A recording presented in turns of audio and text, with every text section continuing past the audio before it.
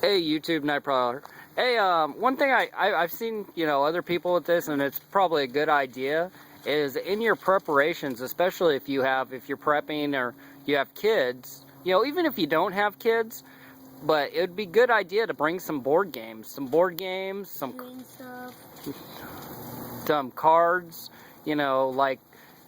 deck of cards, stuff like that, books, audio tapes, I don't know, MP3s, stuff like that.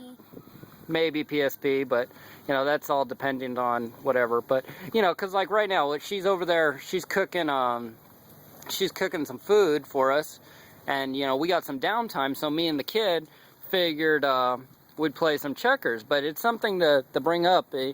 Granted, if you're in a real situation, you're probably, everybody's going to be busy doing something, but I got a 10-year-old, and I got to keep him entertained so he doesn't go and do anything stupid. How am I going to do stuff? Well, you know what I mean. But it's just something to think about when you're prepping. If you got, even if you don't have kids, I mean, you got to have something to do besides just sit there and not have anything to, depending on what kind of situation it is. It could be an EMP, it could be, a flood just, flooded out your town and now you've got to evacuate.